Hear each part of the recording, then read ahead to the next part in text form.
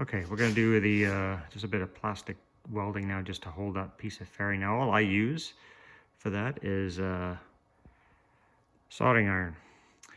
Now, you can buy more expensive and probably better tools for the job, but everything I've done with a soldering iron for plastic welding just works great.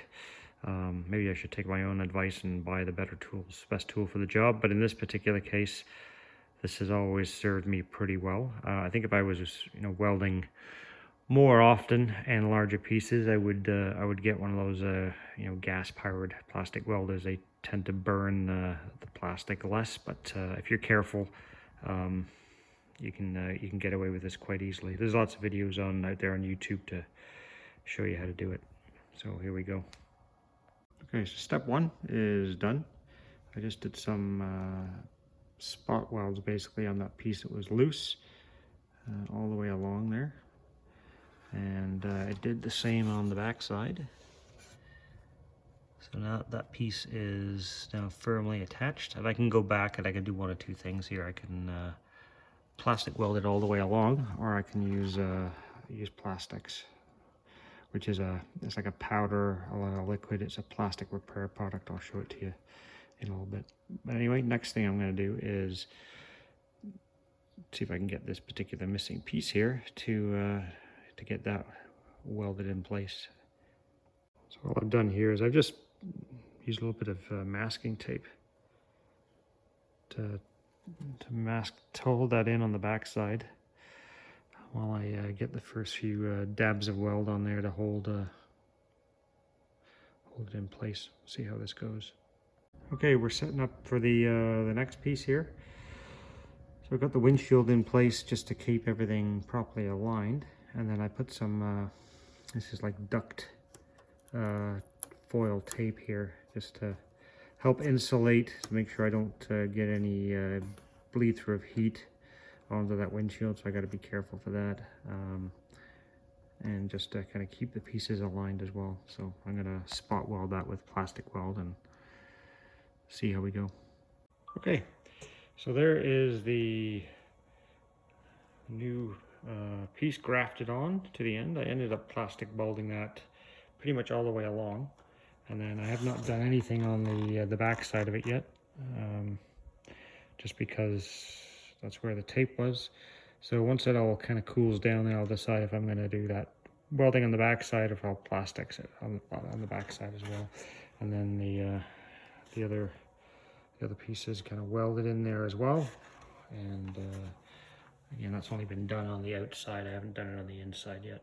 But so it's coming along piece by piece. It looks pretty straight, the way it's supposed to be flowing. So that's good. Same with this way. So I'm so far so good. I'm quite happy with it. I'm hoping that the ABS plastic, that is this white ABS, it is ABS. There's no compatibility issues with the black plastic. So I just had, this is the only piece I have kicking around left here. It's just a piece of black fairing. I just cut it into long strips to make sure all the paint is off it, and I use it as a welding rod to do this. But it shouldn't make any difference with the color. It should be the same product, just a different color. So all being well, that'll be it. And then you got to get into sanding it. But before I get into that, I'll show you the plastics. Okay, guys, just give you a view of the plastex product. So I'm not here to endorse it. I don't have any stake in this. I'm just showing you the product that I use. So I guess from that perspective, I guess it's I like this stuff, but nobody's paying me to do this.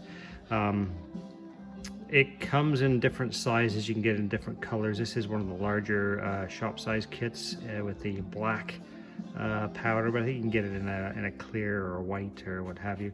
So basically what you get is you get a bottle of the powder. This stuff, and you can kind of see it. They put it in a little container to use it, and then you get this liquid. So I just put the lid back on this thing. It's now this stuff you want to be using in a well-ventilated area, because it does not smell good. I have no idea what it is, but it can't be good for you. Some sort of neurotoxin in it probably. And then there's they give you some little containers. So the idea behind this is once you use this eyedropper thing to get that liquid into that little bottle there, and then you put that little tip on it, and then once that tip's on it, you can put the needle on it like that. The other thing you get is a couple of blocks of this plastic. This one was from a project I did a while ago. So you can heat this stuff up. It becomes like clay when it's warm, and you can mold it. And I took a mold from a good tab that was on a fairing, and then you can move it over to another place on the fairing and stick it on. And then once it's stuck on there, you can fill this with plastex, and it forms a brand new tab that's just as strong as the original. Works out really well. So it'll keep that form until you reheat it again. And you get containers, and you can see there's some more of that plastic stuff in there, and DVD, instructional DVD and such on there. So anyway, there you go. I'll try to give you a shot here of how this stuff works. What I've done recently is I've taken this tip and I've made the repair areas a little bit wider, and then I went with this tip, which is kind of one of those diamond tip things there, and made the area that had the hairline crack in it actually a little bit deeper, just so it penetrates better and get a little bit more surface area for the product to stick. And with this white stuff here, I just made sure that I went around the edges of it and make sure it was rough, so I would get good adhesion to it. So now I'll show you how to apply the plastics. There's two different ways you can do it. Okay, so here we're going to try this again.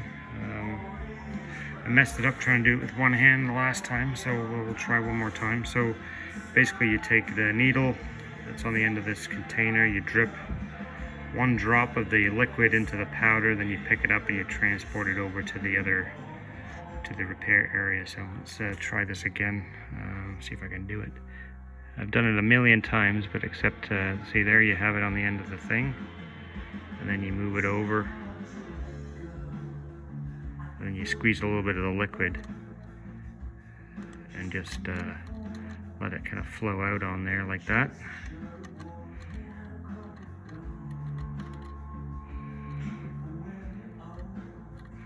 That's one way you can do it, and then now I'll show you the other way. Okay, so method two is you can take, just use a little screwdriver, and you can spoon the powder onto the repair area like I've done here. And then once you've got it on there, you can just take your little dropper and just start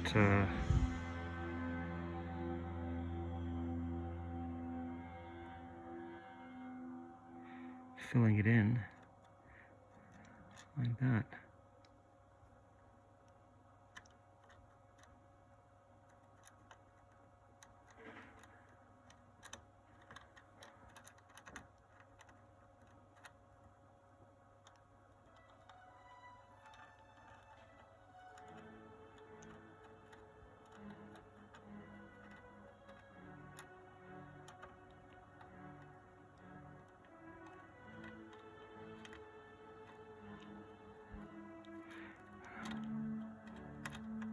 And this stuff does set up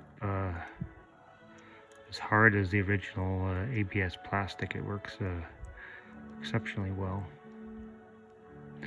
I've made a lot of repairs using this stuff, and I find it's probably the best stuff out there for, you know, when you get those mounting tabs that for whatever reason get broken off. And I've restored a lot of the 80s sport bikes, the VF 1000R and all that kind of stuff, and when you get seat tabs that have snapped off and that kind of stuff, it works perfectly to recreate those.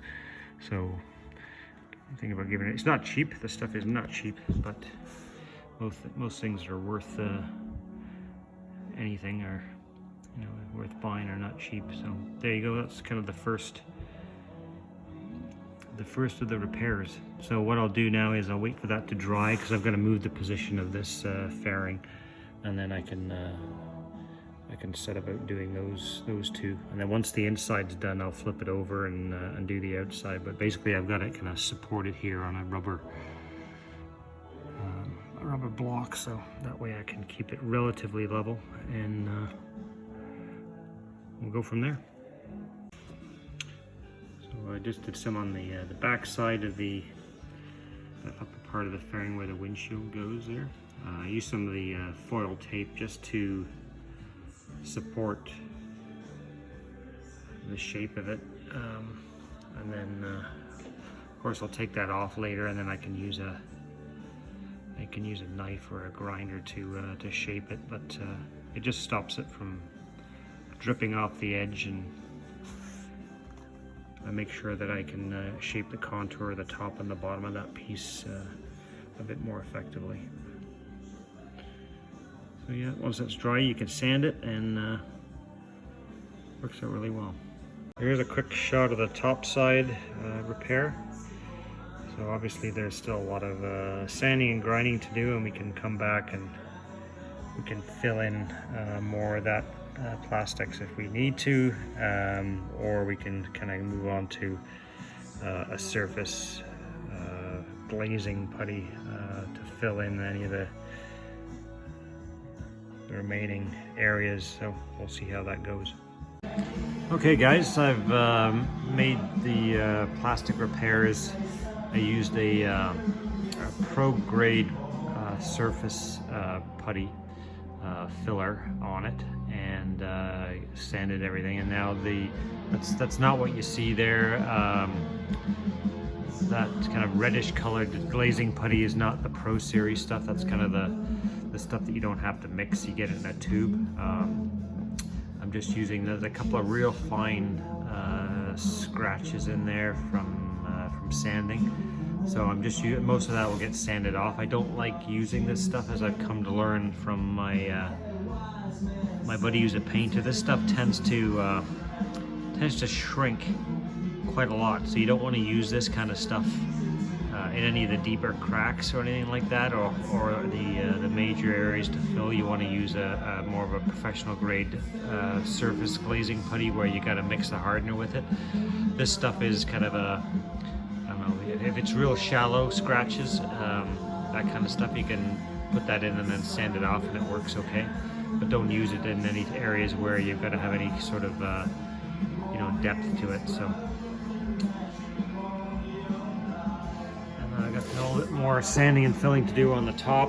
It's not quite even there. You can see where I got a high spot, but generally speaking, it's coming along. I've got the inside. I started to put a little bit of filler in there and prime it, and then hopefully I can find a decent match for the paint.